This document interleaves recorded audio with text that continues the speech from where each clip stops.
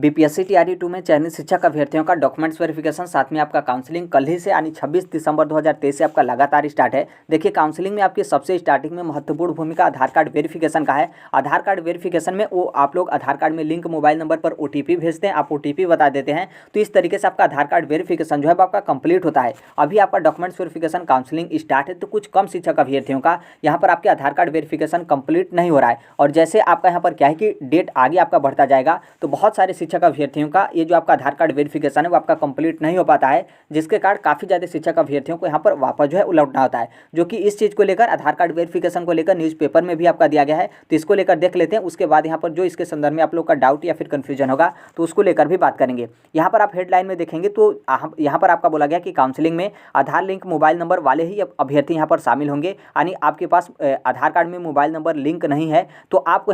आप यहाँ पर शामिल भी होते हैं तो भी यहाँ पर आपका बेनिफिट नहीं है, क्योंकि आपका काउंसलिंग वगैरह जो है आपका नहीं करा जाएगा। आगे आपका बोला गया कि दूसरे चरण यानी बीपीएससी टीआरई 2 में शिक्षक भर्ती परीक्षा में अनुशंसित वैसे अभ्यर्थियों का काउंसलिंग किसी भी परिस्थिति में जो है आपकी नहीं होगी जिनके पास आधार नंबर या फिर आधार नंबर लिंक मोबाइल नंबर जो है आप लोग का उपलब्ध नहीं है। जो कि इसके संदर्भ में परसों दिन ही शिक्षा विभाग की तरफ से आपका सभी जिला शिक्षा पदाधिकारियों को पत्र जारी किया गया था कि ऐसे कंडीशन में इन शिक्षक अभ्यर्थियों का किसी भी परिस्थिति में जो है काउंसलिंग न कराया जाए यदि आप लोग का यहाँ पर आधार कार्ड में मोबाइल नंबर जो है वो लिंक नहीं है।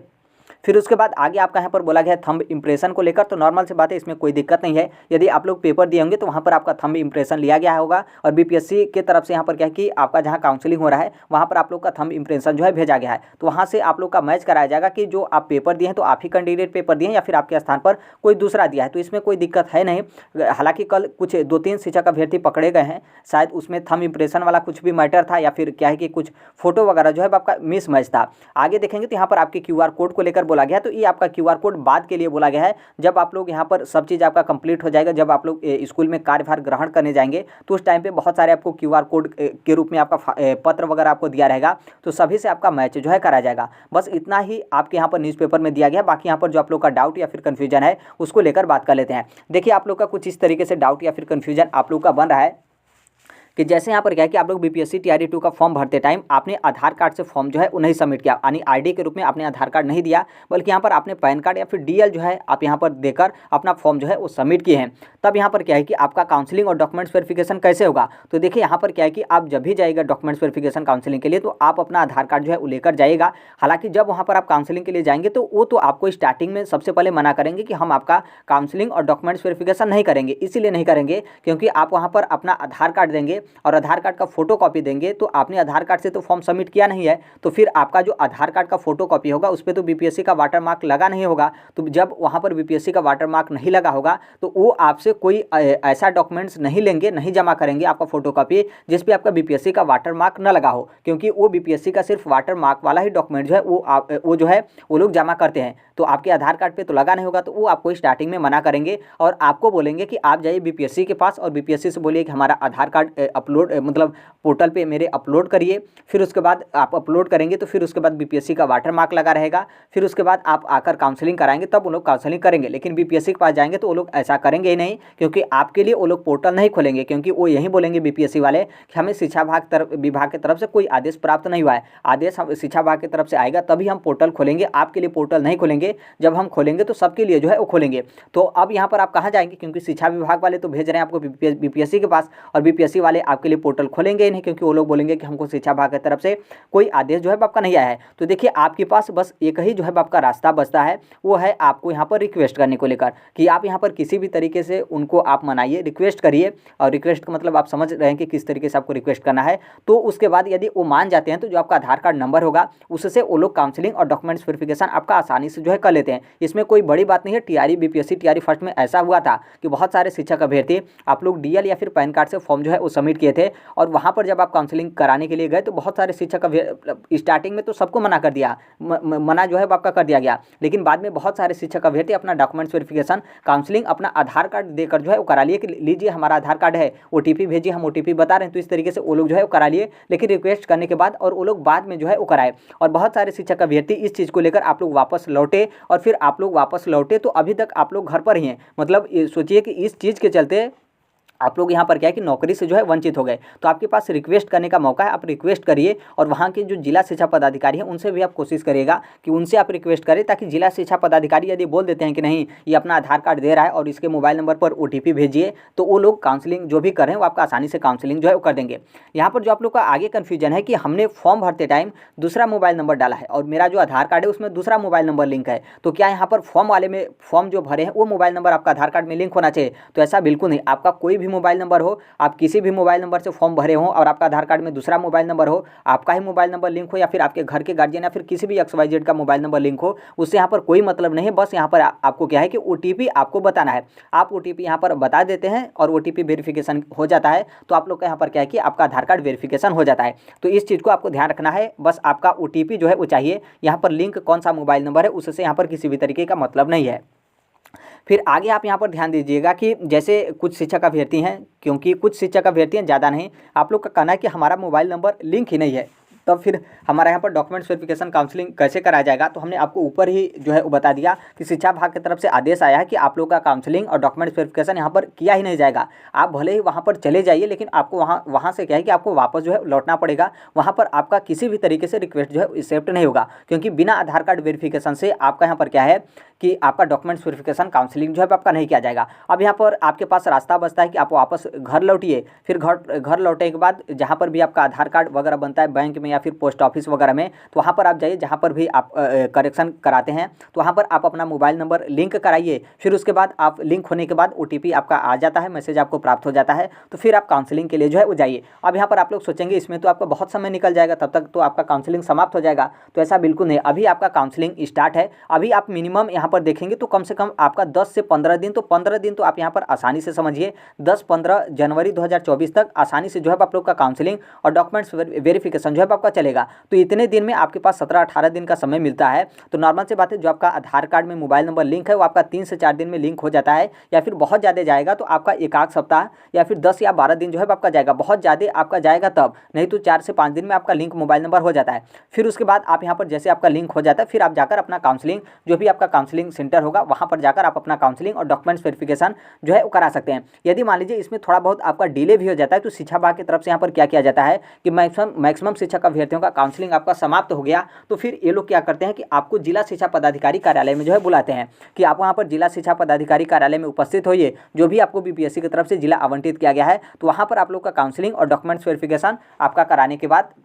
जो भी आपका आगे का प्रोसेस होगा, ट्रेनिंग वगैरह या फिर स्कूल योगदान वगैरह, वो लोग जो है आप लोगों का कर देते हैं। तो इसलिए आप निश्चिंत होकर और यहाँ पर आप पूरा कोशिश करिएगा कि लिंक मोबाइल नंबर नहीं है, और आप इस बात को जानते हैं, और इस बात को जानते हुए भी आप इसे इग्नोर करते हुए आप जाते हैं काउंसलिंग के लिए कि हम वहाँ पर अपनी समस्या बताएंगे तो वो लोग काउंसलिंग हमारा जो है कर देंगे। तो कुछ भी नहीं करेंगे, आप कितना भी समस्या बताइए, कितना भी रोइए गिड़गिड़ाइए, कुछ भी वहाँ पर जो है आपका एक्सेप्ट नहीं किया जाएगा। तो इसलिए आप लोग इस चीज़ का आप गलती मत करिएगा। बहुत सारे शिक्षक अभ्यर्थी हैं जिनको पता है कि मोबाइल नंबर लिंक आपका कंपलसरी है, उसके बाद भी आप लोग लिंक नहीं कराए हैं और आप लोग को लगता है कि वहाँ पर जाकर हम रिक्वेस्ट करेंगे तो हमारा काउंसलिंग हो जाएगा। कुछ भी यहाँ पर नहीं होगा, आपको वापस लौटकर एक लिंक कराकर फिर जो है आपको जाना पड़ेगा काउंसलिंग को लेकर। अब यहाँ पर देखिए क्या है कि बहुत सारे शिक्षक अभ्यर्थियों का आप लोग का मोबाइल नंबर लिंक होता है, लेकिन क्या है कि OTP नहीं आता है, क्योंकि OTP भी तो आना यहाँ पर कंपलसरी है। जैसे मान लीजिए अदर स्टेट के बहुत सारे शिक्षक अभ्यर्थी आते हैं, जैसे मान लीजिए नॉर्मल जो आपका सिम वगैरह रहता है, तो क्या है कि जो आपका सिम वगैरह है उस पर आपका जहाँ के भी आप रहने वाले हैं वहाँ पर उसका नेटवर्क है, और पता चला है कि जहाँ पर आप काउंसलिंग के लिए जा रहे हैं तो वहाँ पर आपके हर एक चीज़ का जो है आपका नेटवर्क नहीं है, क्योंकि सिम तो आपके बहुत सारे सिम वगैरह होते हैं, तो वहाँ पर आपका नेटवर्क होना भी जो है आपका कंपलसरी, ये भी आपको जो है वो ध्यान रखना है। तो यदि मान लीजिए इस कंडीशन में आपका OTP नहीं आ रहा है, तो आप मोबाइल नंबर कहीं और पर भी भेजकर, और क्या है कि वो लोग वहाँ पर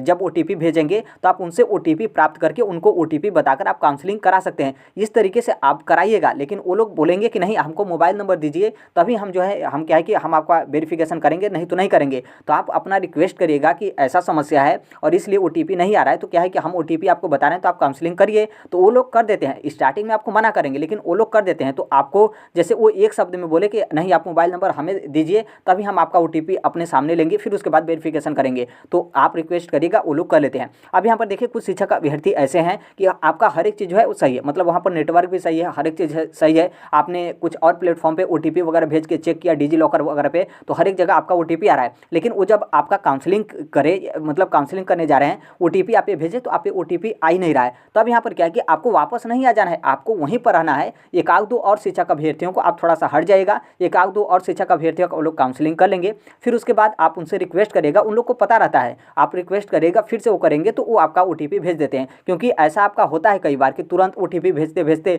आपका OTP पे नहीं आया। तो अब ऐसे बहुत कम ही कैंडिडेट होते हैं कि आपके साथ इस तरीके का समस्या हो, लेकिन इस तरीके का समस्या होता है। अब यहाँ पर एक कंडीशन और है, और ये भी है कि जैसे आप पे OTP भेजा भी गया, आप OTP बता भी दिए, लेकिन उसके बाद यहाँ पर क्या है कि आपका एरर वगैरह जो है वो लिखता है, मतलब आधार कार्ड आपका वेरिफिकेशन नहीं लिखता है। तो वो लोग बोलते हैं कि आपका मोबाइल नंबर लिंक गलत है या फिर कुछ इस तरीके से गलत है, आपका वेरीफाई नहीं हो रहा है, एरर आपका बता रहा है। तो आप फिर उस चीज़ को लेकर आप वापस घर मत लौट जाइएगा। फिर वहाँ पर क्या है कि 1-2 घंटे बाद फिर से आप जाइएगा और फिर से आप काउंसलिंग कराइएगा। वो लोग आपका काउंसलिंग जो है वो करेंगे, फिर OTP भेजेंगे और पता चले कि आपका सक्सेसफुल हो गया। क्योंकि BPSC TRE फर्स्ट में इस तरीके का बहुत सारा समस्या हुआ था कि आपका OTP वेरिफिकेशन नहीं हो रहा था, आपका OTP नहीं आ रहा था, और फिर OTP आप बता भी दे रहे थे तो आपका एरर या फिर नॉट सक्सेसफुल इस तरीके से लिख रहा था। लेकिन बहुत सारे शिक्षक अभ्यर्थी वापस लौट गए और बहुत सारे शिक्षक अभ्यर्थी 2-4 घंटे बाद वहीं पर रहे और काउंसलिंग कराए, तो उन लोग का काउंसलिंग जो है आपका हो गया। तो इसलिए ध्यान रखिएगा, आपका हर एक चीज़ सही है, OTP आपका नहीं आ रहा है तो 2-4 घंटे आप लेट करके 2-4 और जो टीचर हैं उनको आप जाने दीजिएगा काउंसलिंग कराने के लिए, फिर आप जाइएगा काउंसलिंग कराने के लिए, आप लोग का यहाँ पर जो है हो जाएगा। अंतिम तिथि हमने आपको स्टार्टिंग से ही हम बता रहे हैं कि अभी तक आपका शिक्षा विभाग की तरफ से अंतिम तिथि आपका क्लियर नहीं किया गया है। जितने भी BPSC TRE 2 में चयनित शिक्षक अभ्यर्थी हैं, आप लोग का मेरिट बना है तो आप सभी लोगों का काउंसलिंग जो है कराया जाएगा। ये आप मत सोचिएगा कि काउंसलिंग का डेट 30 दिसंबर 2023 आपका रखा गया है कि 30 दिसंबर 2023 प्राथमिक का, तो आपका 30 दिसंबर प्राथमिक का रखा गया है। लेकिन आपका लगातार है, जब तक सभी शिक्षक अभ्यर्थियों का काउंसलिंग नहीं हो जाता है, आप लोग का डॉक्यूमेंट्स वेरिफिकेशन नहीं होगा, तब तक यहाँ पर आपका डेट जो है आपका समाप्त नहीं किया जाएगा। कि ऐसा नहीं कि उस डेट तक बोला गया तो जो लोग काउंसलिंग करा लिए, नहीं तो आप लोग शिक्षक भर्ती से बाहर हो गए या फिर आप जो है वंचित हो गए।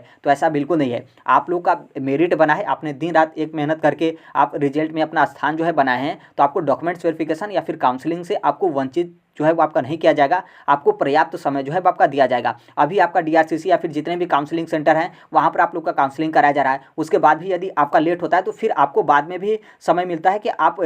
DO ऑफिस यानी जिला शिक्षा पदाधिकारी कार्यालय में उपस्थित होकर आप अपना काउंसलिंग और डॉक्यूमेंट्स वेरिफिकेशन करा सकते हैं। तो आई होप यहाँ पर जो आपका आधार कार्ड वाला मैटर था, यदि आप अंत तक जुड़े होंगे तो आपका कन्फ्यूजन क्लियर हो गया होगा। बाकी इसके अलावा भी आपका आधार कार्ड से संबंधित कोई डाउट या फिर काउंसलिंग से संबंधित आपका डाउट या फिर कन्फ्यूजन होगा तो आप कमेंट बॉक्स में अपना डाउट जो है वो शेयर कर सकते हैं। BPSC TRE फर्स्ट का हम स्टार्टिंग से जो है वो जुड़े थे तो काफ़ी ज़्यादा शिक्षक अभ्यर्थियों का इस तरीके से समस्या आया था, फिर उस समस्या का समाधान भी किया गया था। कि ऐसा नहीं कि उस समस्या के कारण उन लोग को बाहर कर दिया गया, उसका समाधान भी किया गया और सभी शिक्षक अभ्यर्थी नौकरी भी करें और लगभग सभी शिक्षक अभ्यर्थी 1 महीने का वेतन भी पा चुके और दूसरे महीने का भी आप लोग को वेतन जो है बहुत जल्दी शिक्षा विभाग की तरफ से आपका भुगतान जो है वो कर दिया जाएगा। तो अभी के लिए यही अपडेट है, बाकी जैसे भी जो कोई भी अपडेट आएगा हम हर एक चीज़ इस platform right to education Sonbhadra पर शेयर जो है कर देंगे। बाकी